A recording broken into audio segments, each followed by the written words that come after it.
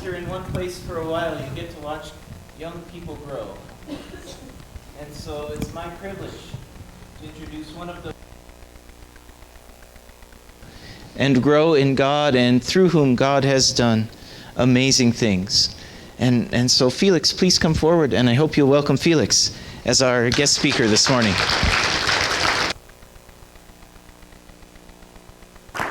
Hi everyone, Pastor Dave just gave me my introduction. I believe my name has been said a little bit too much today. And it's going to be said a little bit more during second service because that's the service I attend. I just want to say, going through these changes, going through everything, trying to get finished on time was a challenge. Some days my mom was more determined than I was. On some days I just did not want to think about it. I didn't want to think about taking that next step. And then after going through the Bible and finding these two verses in particular, it helped me. It got me out of a rut. It got me through one more day of school that's followed by one more day of work, which honestly isn't bad. I have 5-hour shifts, or had 5-hour shifts right after work, so it's hard to keep up, but I just wanted something to keep my mind busy, something else. And for those who do not know, I'm a server. I'm a waiter at Sakura Las Lunas, the one next to I say the vape shop because that's where all the kids know, but next to behind the rose, the flower shop.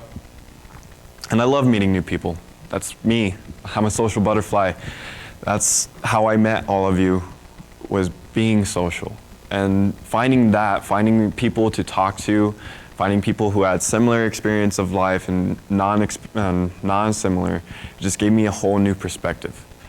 I met not this one, but these pair of couple, I guess you would say, since you say a pair of jeans. And they were from just a little north of my hometown, of a little Spanish town of McAllen, Texas. And I know you can't be Spanish with the last name of McAllen, but it's how it turned out. So they were a little bit north, so that meant their dialect was a little bit more educated. And I don't mean anything of that, I just mean they've been there for a while, so they knew more slang. And I don't know if slang is knowledge, but slang is slang. I'm sorry. And when I get nervous, I tell a lot of jokes. But the lady of the couple, she reminded me of me. The only difference is she didn't graduate with her high school diploma. Her husband did. Her husband's very proud of it. And she's very proud of her because she had enough courage to go back to school at 20 just to get that done. It wasn't on time, but the way that she said it, it was on God's time.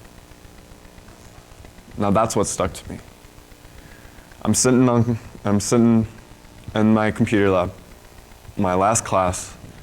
I have 2 weeks to finish one class, in which on the E2020 that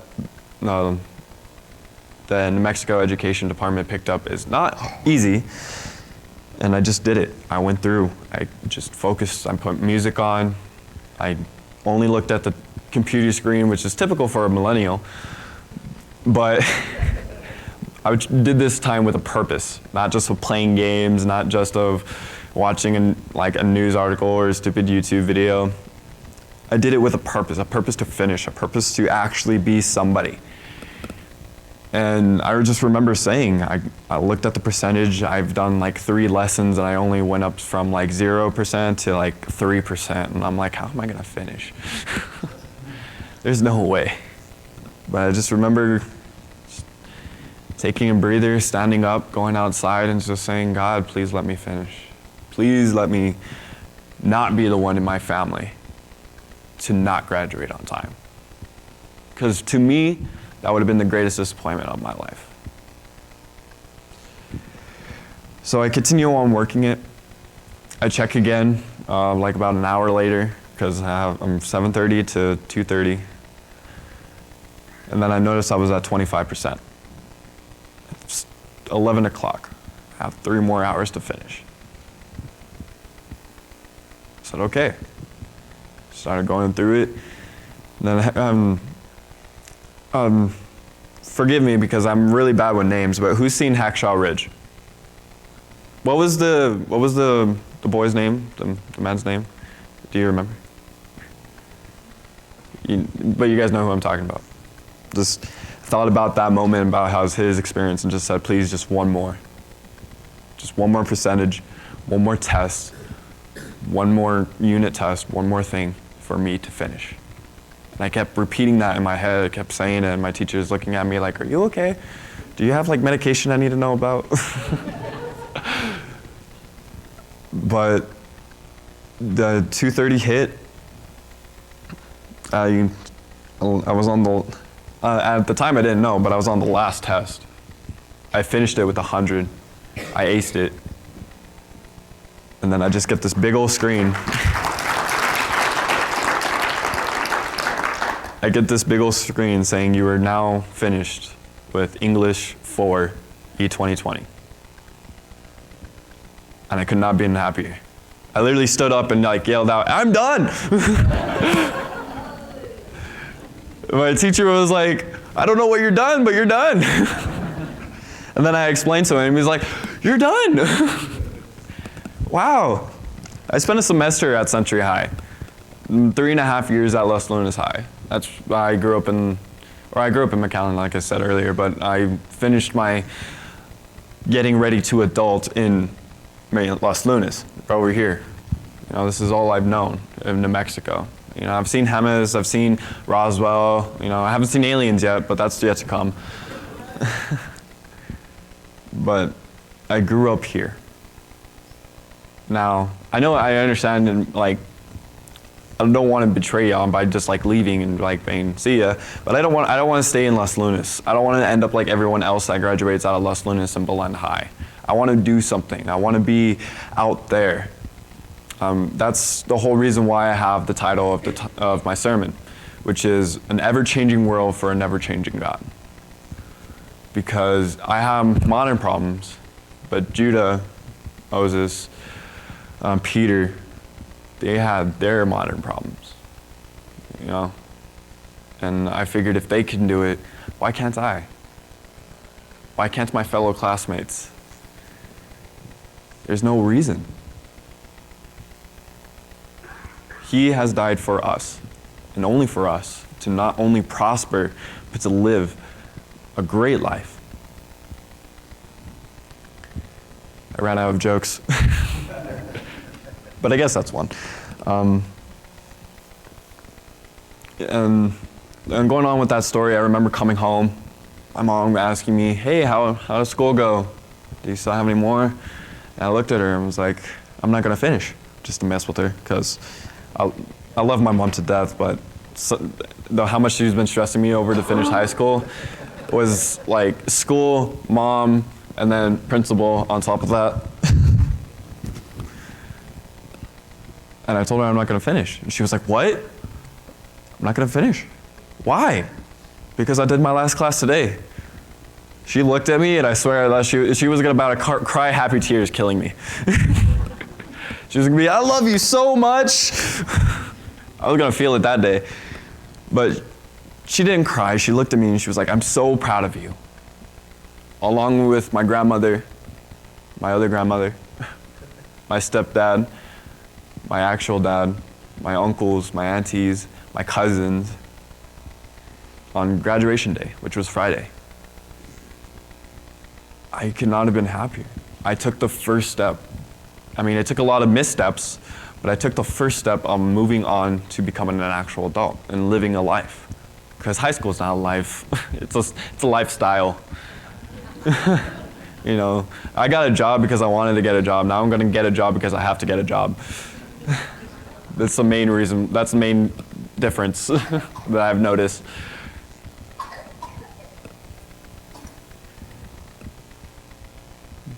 But I can't wait.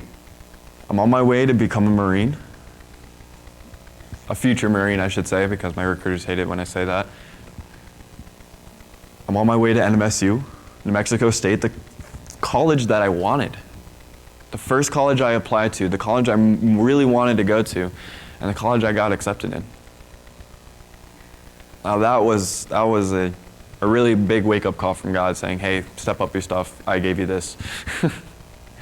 Because I got accepted when I was at Lunas High, when I was already still failing my classes, or class, because I almost got held back for one class. Can't wait to be doing the things that I'm doing and spreading word like this around. You know, I'm just called the leader of the Bible club over there. I accidentally ran into him, and he was like, hey, you look familiar. And I was like, good or bad? But he was like, no, I've seen you here at this school before. I'm like, no, you haven't. And he said, yeah, I have. I've seen you in my Bible study group. And I'm like, well, as much as I would love to go, I don't live here. I'm a senior still. And he's like, oh, well, I'm glad I ran into you because you look like a promise. I was like, what do you mean? I've never heard that before. You look like a promise. I've always heard like you look like a success, you look clean, you look sharp. I've never heard you look like a promise. And he explained it to me. Well, you look like you have more potential than the people around you, but you have not the potential to excel them, a potential to bring them up with you. I looked at him and I was like, man, I'm about to cry. But that was the nicest thing a stranger has ever said to me. I've had a lot of strangers come up to me. I mean, we live in a really weird world of Earth. You know, I had somebody came up to me and Belen Lowe's, called me a train licker, and I'm like, I don't even know what that means. I had to look it up, and it's nothing good. But I gotta say, God bless that man, because now I educated myself on, probably stuff I should look out, because not everybody's the same. We just gotta admit to that. I'm a little bit darker than most. I mean, it seems to be that girls like it. They look at me and they're like, hey, you're caramel. I'm like, thanks? Please don't eat me?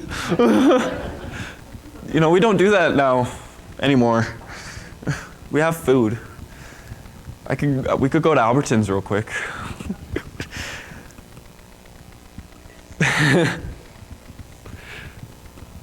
But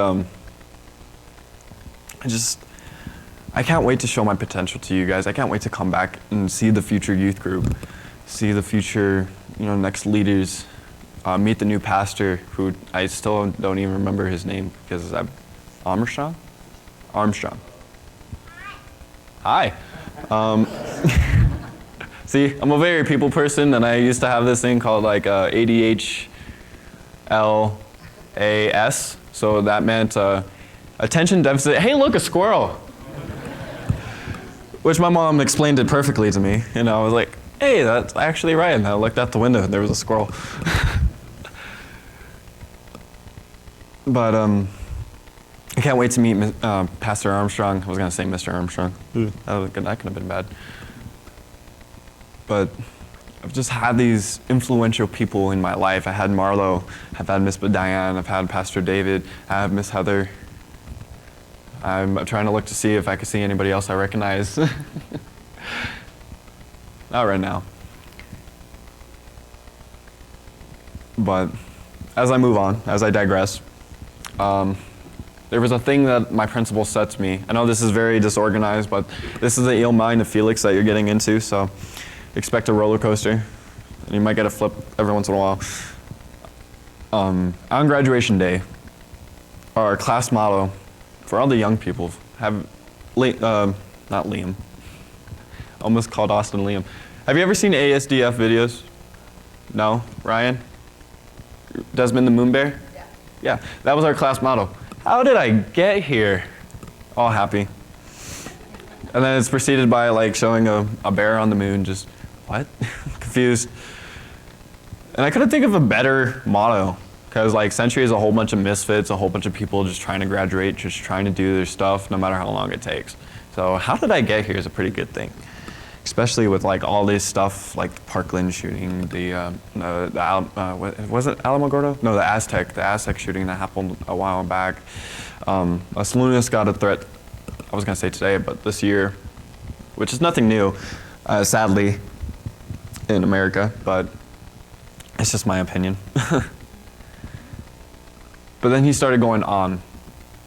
You know, how did I get here shouldn't be the only question that we should ask, and it even shouldn't be the first. And it shouldn't be even asked in a confusing manner. It should be asked as a reflection.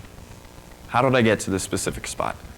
What did me, my family, and my friends have to say just to push ourselves to be in this spot right now? Did I think that I was going to be in front of church saying a sermon? No. Was that voice crack because I'm nervous? A little bit. But the further questions that he asked was, what will we do? How will we do it?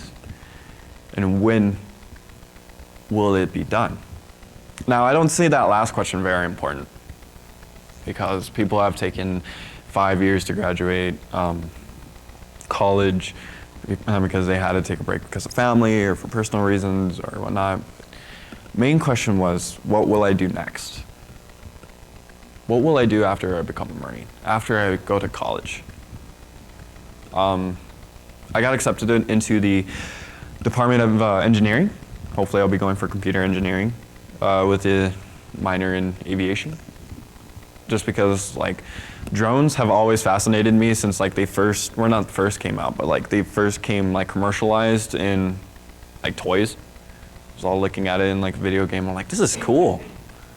Then I like looked up how to pilot one and pilot like a small little RC helicopter, and I was like, this is hard. I see why you have to get a college degree for this, or like something like a certification. I believe it is now. But that's after that. I still don't know what I'm gonna do. I like playing it by ear. You know, a man will walk up to me and say, hey, do you want to do something? I'm like, first off, is it illegal? Second off, am I going to have fun? Third off, are you trustworthy? That's like the questions I ask in my head, not really to them because that's rude. But I actually had a girl come up to me and was like, hey, do you want to do this? Said those 3 questions in my head. Thought about it long and hard, said, well, why not? I had to wake up earlier on a weekend than I normally do. But, you know, God bless Bree for bringing me here. My very first day to youth group. Or for church and then youth group, I should say, because I don't wake up at 5 o'clock in the afternoon. Not anymore. But she brought me here, and then my whole perspective of everything changed. These are people that are actually willing to love me when I don't love myself. Besides my family. And I love that.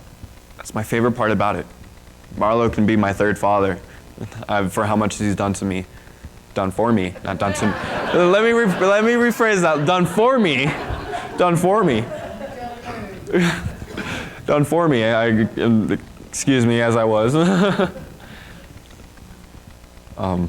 Ryan can be like my little brother. Austin's awesome. Austin's amazing. And I can't wait until he finishes because I have hope for our 2 little guys over here. For when they, actually, Ryan, you're the little guy. Austin's taller than you. I love you, buddy. I'm sorry. I keep breathing into this. Maybe I should put it down. Yeah. Is that good? Okay. I used to work up there, and I still don't know how to do this. I mean, I used to do that for second service until I had a job. And then until it was like me trying to graduate. And I still don't know how to do this. I did this for VBS. I put this on Shelby and Sunshine, you know, when they're talking to kids. I rocked it. And then it's my turn to put it on, and I'm looking down every 5 seconds, breathing into it. It's great. Just how much life can change. Another thing about how life can change, as like I said, we're going on this roller coaster, is how much friends actually stuck by my side. I mean, I don't consider my youth group friends of any means, because they're my brothers and sisters. They're my family. They're my second family away from home, and I love it. You know, the main reason why, or one of the reasons why I come every single day, or I try to come every single Sunday. But I went from being freshman year, and I like to use this phrase a lot because nobody really talks to me, a popular loner. So, I mean, you can laugh if you want, it's true. But what that means is that, like, I knew everybody. You know, I could hang out with the cheerleaders, the jocks, the like football team, the soccer boys. And then I could go in the back and like speak poem to the emo kids, or what's now emo, because emo's not what it used to? Question mark. I'm glad somebody liked that. Somebody got me saying that. I don't even remember who. It's like after everything that I say, that's a little bit questioning. Just say question mark, just to emphasize that I don't know. So, I don't have my journal. I'm really unprepared. Am I doing good though? Hey, church, can you give Felix your thanks and Felix what I want to say? Can I come up here and say something? Yes, of course, because I'm running out. Good. And I don't have my notes. Save me. Over and over again, church, you have invested in the young people here. And Jessica's back over in the nursery. So one of our graduates is already working in the nursery here. Okay. Another one is standing here before you. You have one who graduated many years ago, two who graduated many years ago who are still here today, who are graduating again today. You have those who have graduated a few years ago, if you look around, who are here today. And I want you to see and know, church, that what you are doing is amazing. And Felix, what you have done. I remember sitting with you, and we talked, and it was, would Felix graduate? Yeah. And we question my mom had. We had these conversations together, right? Yeah. And to see that you have graduated and are on your way, and you're going to serve our country, and you're going to serve our world, and what God has done through you, and what God has done through all of our graduating and graduate folks. Oh my goodness. Through all of the people who I've watched grow and learn is just wonderful. And Felix, thank you. And all of you there, you know who you are, you're here. And if you didn't, if you're not someone who's grown up here, chances are you have taught them if you're here. Whether it's been formally or informally, whether it's been, I'm leading a class, or hey, how are you today? How can I help you? Chances are in some way you've made this place go so they have a place to be. And so I'm overwhelmed today, and I'm blessed, Felix, so much by what you've shared. And church, will you join me one more time in prayer? You can stay if you want, or you can go. It's up to you. I don't know. Stay right here. That's good. Oh God, thank you. Thank you for the mission of transforming this world. And we are blessed by the teachers and leaders and helpers and all who have given, who have helped to make it go. Thank you for the wonderful triumphs and celebrations that are here. And God, thank you so much for your many blessings. Amen.